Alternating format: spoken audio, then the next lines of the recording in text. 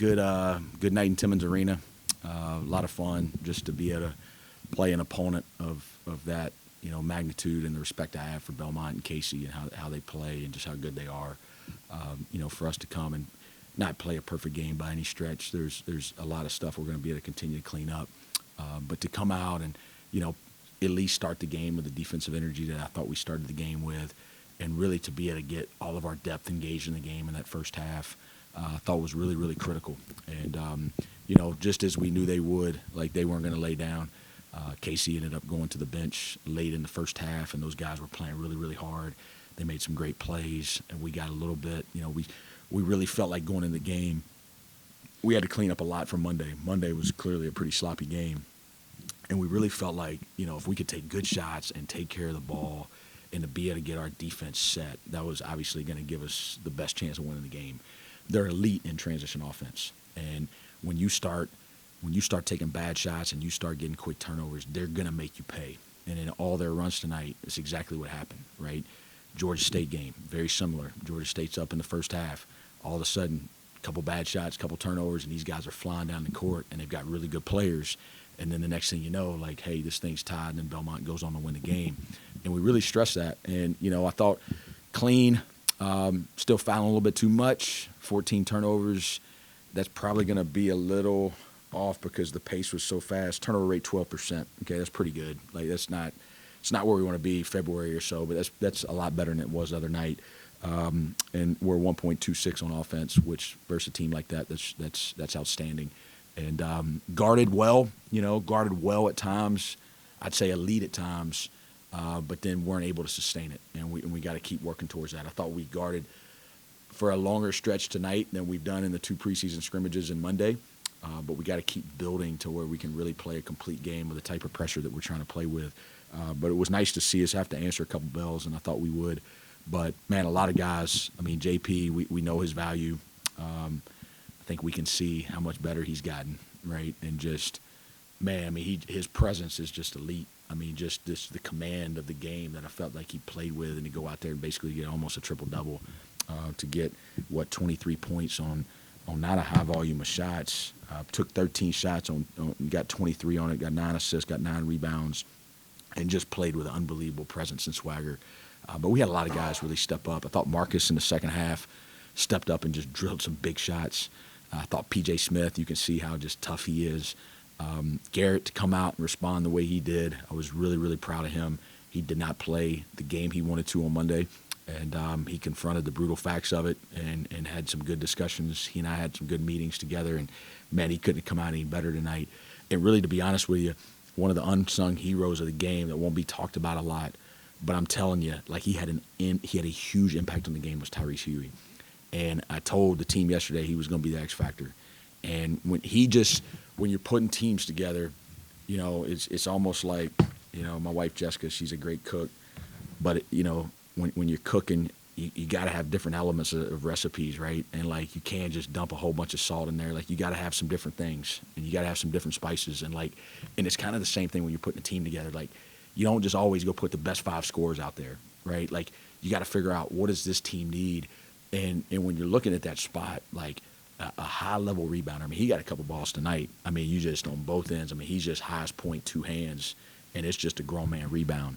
And then he gets the offensive rebound dunk, and he's got ability to switch on the perimeter. He's got to continue to work on his fouling, but he plays tonight.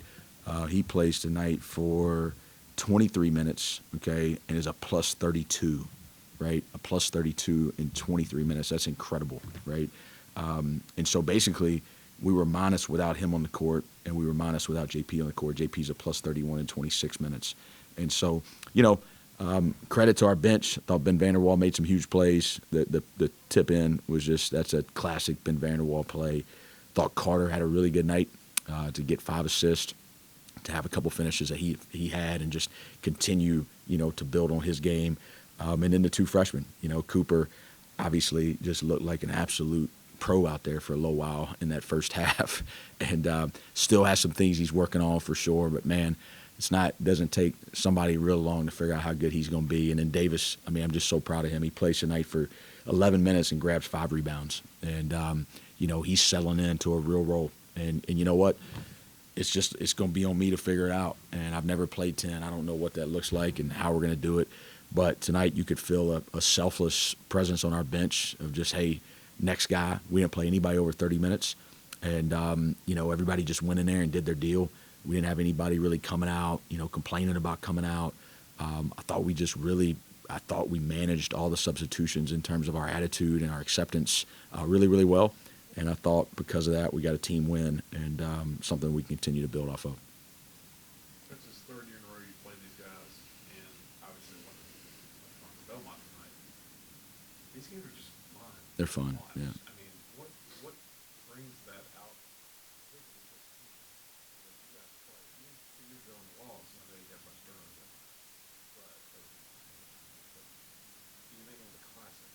Yeah, I mean, I think it's I actually told the team that yesterday. Like it's like cousins almost, right? Like we don't play exactly the same, but we've got a lot of things that we value that are very similar. And listen, I mean, I'm pretty outspoken in my respect for their program. When I was an assistant, there was a couple of people I just watched all the time, and obviously Huntsville with Lenny Acuff, but Rick Byrd was right there with it, and Casey was with him for years, and just how they built Belmont. When we were here winning, 7, 8, 9 games, just trying to figure out what's this got to look like. There's a lot of things from the formula that we studied and watched from them. And, getting tough, smart, skilled players that are very competitive. And then you let players make decisions, and you let players play in the open court.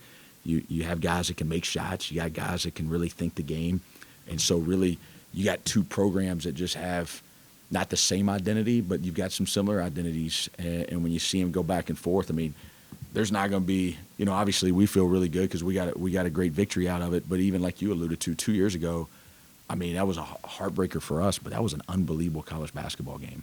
And, Casey and I were talking about it before the game. Just the series is just it's a great series for both of us, regardless of the outcome. It's early season. We're both learning. They're gonna have a really good year. I mean, just because he's such a good coach, and they run really good stuff. They're very sound, and they've got a lot of new players. You know what I mean? They typically you'll see, like for us, we've got the luxury right now. We got some guys been here 3, 4, 5 years. He's got a lot of new players the last couple years, and so.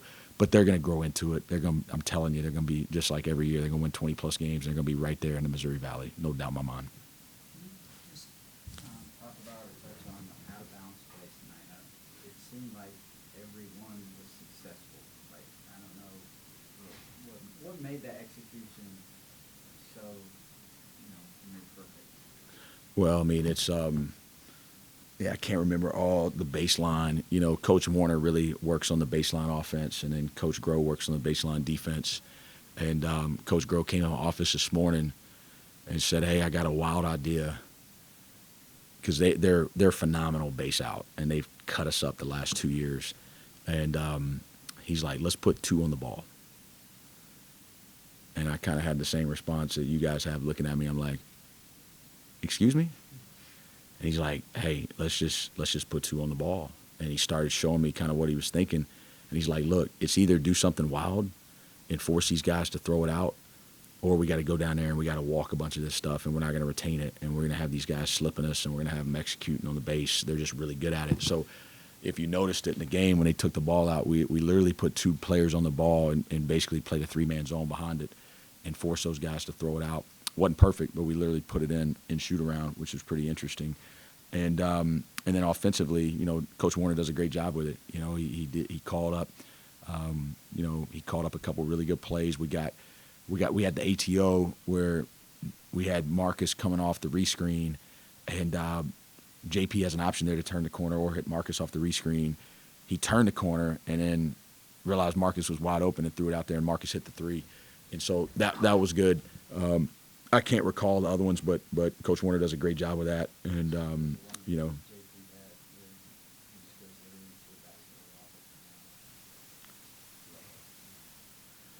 Was it off the side or off the base? Off the base. And you just turned it like no one was there. No, that was off the side. That was we ran that ATO off the side. We were up 13 right there, and thought we could get him on just a fake handoff, and had Mark spotted up in the backside corner, and they didn't want to come off of him, and he basically faked it and turned the edge and laid the ball up, put us up 15. Yeah, it was a good play. Coach, about 10 minutes into it, I think I tweeted something that says, like, 50 minutes into the season, I'm wondering if and when Cooper Bowser is going to look like a true freshman. Because I think it was just after the play where he caught it, probably even maybe 7 foot or whatever, would have got blocked, but he let the guy go by him and laid it in rather than trying to dunk or anything. Just very poised. He doesn't play like a true freshman already, right? I'm just telling you, he's in here all the time. And, he just wants to get better, and his confidence is growing. Monday night helped his confidence. I was laughing in practice on Wednesday, and I don't think he'd mind me sharing this, but Cooper, when he got here, it was one of those situations you look at him on film and how's he going to fit in our offense? And, everybody like, hey, you got to be really skilled. Like, when Noah got here as a freshman, he wasn't ready to operate the high post for us. When Slauson got here as a freshman, he wasn't ready to operate the high post for us. But through reps, like, they'll get there. And, so early in the summer, man, he was really struggling with picking it up because it's a lot, right? It's a lot of decisions. Well, he's starting to get the hang of it a little bit. And, I think he threw a back cut tonight to PJ. And, some of my staff was telling me this summer, like, are you going to let him throw back doors? I'm like, well, yes. Like, that's what we do here. And he's going to throw some out of bounds. And it's going to be something that if we tell him not to do it, he'll never be able to do it. You're just going to kill all his development. And so all of a sudden he's starting to figure it out. Well, Wednesday in practice, he threw a back cut to Tyrese, and I was pretty close to him, and he's running back, and he goes, wow, look at me. And it was one of those moments where I thought, you know what, like, it's starting to click, and he's starting to get confident. And, he's got an incredible presence to him. He's gonna be. I mean, I felt like he should have played more tonight. I just couldn't find more minutes for him. But he got 14. I felt like he could have played 20. But he got, again, like, the guy goes out there in 14 minutes and gets 10 points. And there's still things he's learning, right, on both sides. And he's the first to admit that. But he'll be in here every day. And how do I get better? And when you get players like that in your program, you're going to see progression. And he'll be a different guy in January. You watch. I mean, he's going to keep coming. If you look at tonight, I think the way you started defensively was, I think, key to really the whole night. When you look at Dia, I mean, he's such a unique player because he presents so many different challenges. He can step out and shoot. He runs the floor as good as a lot of guards do.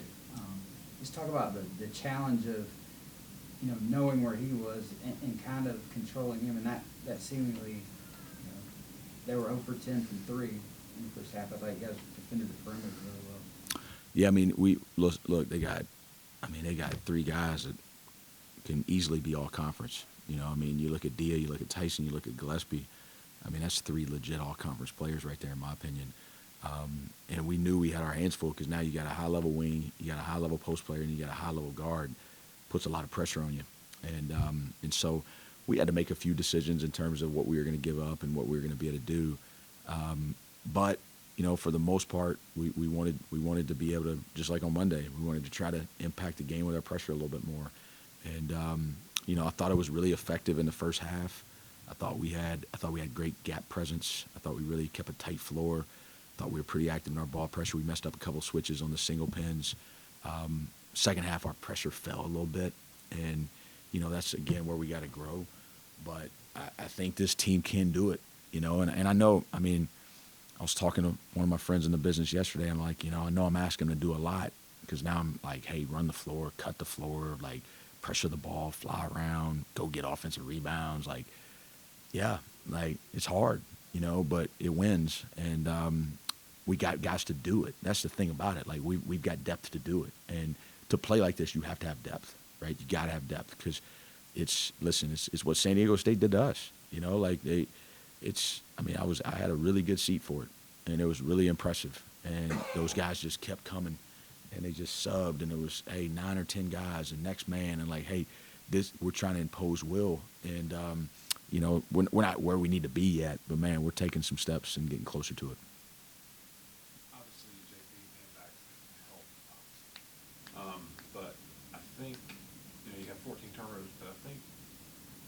1.5 minutes to go in the first half, you got about a 2 or 3 minute run, or he's got a little sloppy about it. He had two at that point, like less than 5 minutes to go in the first half. I think he had 2 turnovers. I mean, it was really a clinic on both ends for the first 15 minutes of the first half. What was the key to coming out so crisp tonight? I mean, besides just having JP back. We just talked about it all week. I mean, Scott, typically after a game where you don't feel like you played as well as you wanted to, we're typically trying to fix defense. It was a weird game where, like, I'm sitting there watching it, and we're up 17 with 39 seconds to go in the half, which is probably the same margin as we were up in that game last year at half. And we got 42 points, and we've made 1 3. And then we just have 2 ridiculous fouls, so we give them 4 points there. Then we have an execution error. We're supposed to go at 10. We go at 13. Shot gets blocked. They make a shot with 1.7 on the clock. And so you get in halftime, 10-point margin, like everybody was tight. Like it was just, and then all of a sudden they cut it to 6. And you're watching the game, and it's one of the few times where, man, this is just offense. Like, this is sloppy offense. We were giving them the ball, giving them possessions.